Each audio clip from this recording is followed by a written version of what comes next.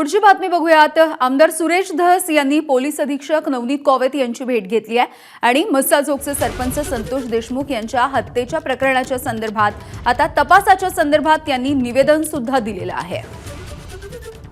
तर सुरेश धस यांनी बीडच्या पोलीस अधीक्षकांची भेट घेतली आहे। ही दृश्य आपण बघतोय काही क्षणांपूर्वीची आणि एकूणच हत्या प्रकरणाच्या तपासाच्या संदर्भात त्यांनी पोलीस अधीक्षकांना हे निवेदन सुद्धा दिलेलं आहे।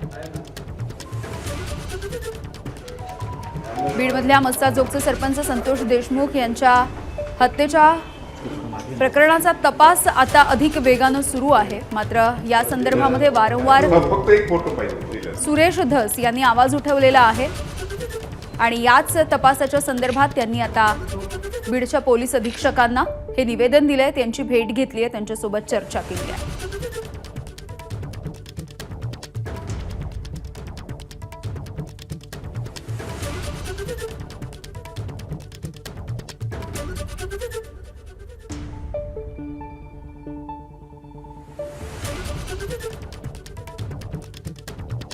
तर सुरेश धस यांनी पोलीस अधीक्षकांची भेट घेतली आहे। सरपंच संतोष देशमुख यांच्या हत्येला जवळपास महिन्यापेक्षा अधिक दिवस उलटून गेले आहेत। मात्र अजूनही या संदर्भातला तपास सुरूच आहे आणि याच प्रकरणी आता ही भेट झालेली आहे।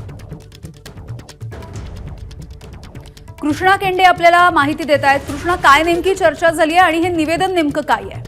त्यांनी जे निवेदन दिलेलं आहे ते निवेदन हे महादेव गीते यांच्या प्रकरणात त्यांनी जो खुलासा केलेला होता मुंबईमध्ये आणि एबीपी माझाशी बोलताना देखील त्या प्रकरणाचे सर्व डिटेल्स घेऊन आता सुरेश धस हे बीडचे पोलीस अधीक्षक नवनीत कौवेत यांच्याकडे पोहोचले आहेत आणि या सगळ्या प्रकरणाच्या बाबतीतला एक निवेदन त्यांनी केलंय। तपासामध्ये नेमकं काय घडलेलं आहे, कुठे चुका घडलेल्या आहेत किंवा कशा पद्धतीनं या तपासाकडे दुर्लक्ष केलं गेलं आहे आणि अन्य सर्व मुद्दे या सगळ्या निवेदनात त्यांनी घेतलेले आहेत आणि यानंतर ते आता हे निवेदन त्यांनी एसपी यांना दिलेलं आहे आणि त्यावर ते एसपी यांच्याशी चर्चा देखील करत आहेत।